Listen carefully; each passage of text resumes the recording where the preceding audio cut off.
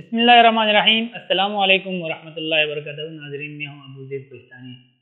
नाज़रीन, पिछली वीडियोज़ में हमने हुरूफ़ तहजी के बारे में पढ़ा कि हुरूफ़ तहजी की तारीफ़ क्या है, हुरूफ़ तहजी की तादाद कितनी है और हुरूफ़ तहजी की तज़कीर और तानीस जो है उसके बारे में हमने बताया।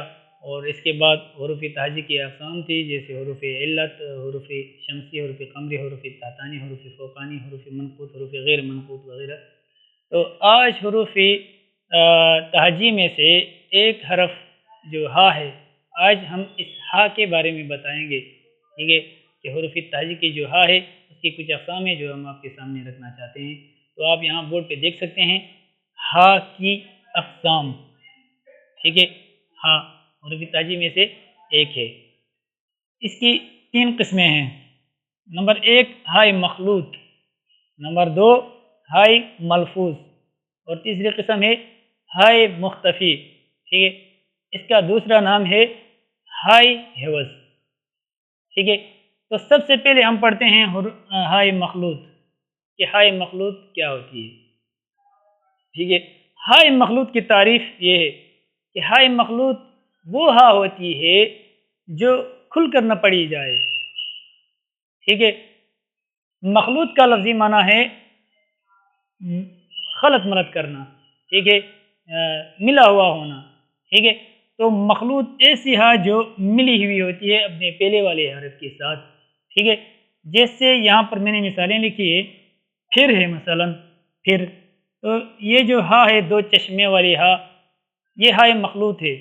ठीक है, ये खुल कर नहीं पढ़ी जाती है बल्कि ये खलत मलत यानी मिक्स हो जाती है पहले वाले हरफ के साथ। और पहले वाले हरफ क्या है? पा या पे है। ठीक है, तो फिर जब हम फिर पढ़ते हैं तो इसकी जो है मुस्तकिल हैसियत नहीं रहती है, बल्कि ये हा जो है ये पहले वाले हरफ के साथ मखलूत हो जाती है। ठीक है, ये खुल कर नहीं पढ़ी जाती है बल्कि इसको पहले वाले हरफ का ताबे बनाकर उसके साथ पढ़ते हैं। ठीक है, ये हा जो है ये अरबी से उर्दू में इस्तेमाल हुई है, उसकी मुस्तकिल कोई हैसियत नहीं है। ठीक है, जिस तरह दूसरे हरूफ की हैसियत होती है इस तरह इसकी कोई ख़ास हैसियत नहीं होती। जिस तरह हमने मुरक्कब हरूफ तहजी में पढ़ा, ठीक है, कि ये हा जो है इससे कोई हरूफ मुरक्कब होती हैं। ठीक है, इसकी अपनी असल हैसियत नहीं है। ठीक है, मुस्तकिल हा नहीं है। इसी तरह भी में ये हा जो है मखलूत हो जाती है बा के साथ भी। ठीक है, यानी ये खुल कर नहीं पढ़ी जाती है। ठीक है, इस तरह का भी यहाँ भी बा के साथ मिक्स होती है। यहाँ पर भाई, यहाँ पर भी बा के साथ मिक्स हो जाती है। ठीक है, इसको कहते हैं हाय मखलूत। और दूसरी किस्म है हाय मलफूज। मलफूज का लफ्ज़ी माना है तलफ़ुज़ किया हुआ। ठीक है, हाय मलफूज की तारीफ़ ये है कि हाय मलफूज वो हा होती है जो खुल कर पढ़ी जाए। ठीक है, जिसके ऊपर तलफ़ुज़ किया जा सके। जैसे यहाँ पर मैंने तीन मिसालें लिखी है, तो यहाँ पर हवा है, हवा। ठीक है, तो हा यहाँ पर खुल कर पढ़ी जाती है। इसी तरह हुए, ठीक है, यहाँ पर हुए में हा खुल कर पढ़ी जाती है जिसके ऊपर पेश है। इस तरह यही में हा के नीचे ज़ेर आती है और ये हा भी खुल कर पढ़ी जाती है यही, जबकि ऊपर वाली मिसालों में ये हा खुल कर नहीं पढ़ी जाती है।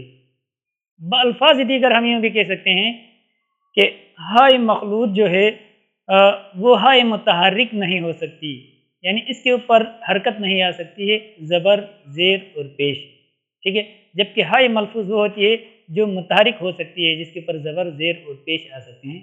यहाँ पर देख सकते हैं हवा में हा के ऊपर ज़बर आता है, इस तरह हुए में हा के ऊपर पेश आता है, इस तरह यही में हा के नीचे ज़ेर आती है। जबकि ये जो दो चश्मे वाली हाय हाय मखलूत, ठीक है, ये ज़बर, पेश और ज़ेर को कबूल नहीं करती क्योंकि ये मुस्तकिल एक हरफ नहीं है। ठीक है, तीसरी हमारे पास हा है हाय मुख्तफ़ी। मुख्तफ़ी का लफ्ज़ी माना है छुपी हुई। ठीक है, या छुपा हुआ। ठीक है, या छुपने वाली। ठीक है, हाय मुख्तफ़ी की तारीफ़ ये है کہ ہائے مختفی وہ ہا ہوتی ہے جو سائلنٹ ہوتی ہے، ٹھیک ہے، جو پڑھی نہیں جاتی، ٹھیک ہے، ایسی ہا جو پڑھی نہیں جاتی، صرف لکھی جاتی ہے، اس کو ہائے مختفی کہتے ہیں، اور اس کا دوسرا نام ہے ہائے حوض،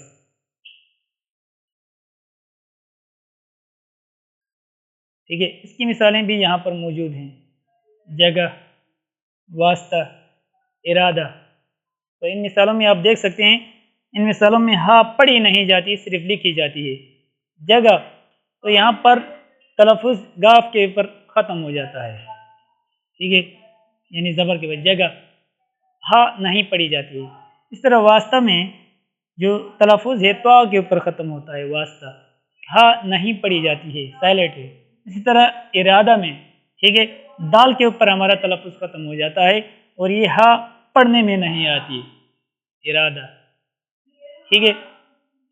دوسری بحث یہ ہے کہ ان کے کیا نام ہے کہ یہ ہا جو ہے ہائے مخلوط، ہائے ملفوظ اور ہائے مختفی، یہ لفظ میں کس جگہ آ سکتی ہے، شروع، درمیان یا آخر میں، ٹھیک ہے۔ تو اس کے لیے کچھ قواعد ہے جو میں آپ کے سامنے رکھنا چاہتا ہوں۔ سب سے پہلے ہائے مخلوط، یہ والی ہا، ٹھیک ہے، یہ والی ہا یہ کسی لفظ کے ہمیشہ درمیان میں آتی ہے، ٹھیک ہے۔ یہ ہا لفظ کے شروع میں نہیں آ سکتی کیونکہ اس کی مستقل حیثیت نہیں ہے، ٹھیک ہے، یہ مستقل حرف نہیں ہے، اس لیے یہ کسی لفظ کے شروع میں نہیں آ سکتی، ٹھیک ہے۔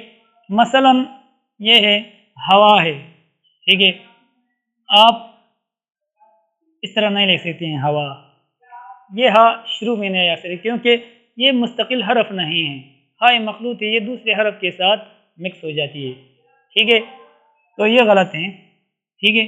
یہ ہا، اس کا قانون یہ ہے کہ قاعدہ یہ ہے کہ ہائے مخلوط کسی حرف کے شروع میں نہیں لکھی جاتی، ٹھیک ہے۔ وجہ میں نے آپ کو بتا دی کہ یہ مستقل حرف نہیں ہے، ٹھیک ہے۔ نمبر دو، یہ ہا کبھی کبھی کسی لفظ کے آخر میں آتی ہے، جیسے چھ ہے، ٹھیک ہے، چھ، اسی طرح منہ ہے، ٹھیک ہے، یعنی یہ کبھی کبھی کسی حرف کے آخر میں آ سکتی ہے، ٹھیک ہے۔ لیکن یہ جو دو لفظ میں نے آپ کے سامنے لکھے ہیں ان کے اندر خود اختلاف ہے املا کے حوالے سے کہ آیا چھ لکھنا اس طرح ٹھیک ہے یا نہیں ہے، ٹھیک ہے۔ تو اس کے اندر ادیبوں کا اختلاف ہے کہ چھ کس طرح لکھا جاتا ہے۔ بعض نے کہا ہے کہ چھ ایس سے لکھا جائے گا، ٹھیک ہے، اور بعض مصنفین نے اس کی تردید کی ہے اور کہا کہ چھ اس طرح ہوتا ہے، ٹھیک ہے، اور بعض نے اس کی تردید کر کے کہا چھ اس طرح لکھا جاتا ہے، ٹھیک ہے۔ اس طرح منہ ہے، ٹھیک ہے، منہ بعض نے کہا ہے کہ منہ اس طرح لکھا جاتا ہے جیسے انسان کا منہ ہوتا ہے، ٹھیک ہے، اور بعض نے کہا ہے کہ منہ اس ہا کے ساتھ لکھا جاتا ہے، ٹھیک ہے۔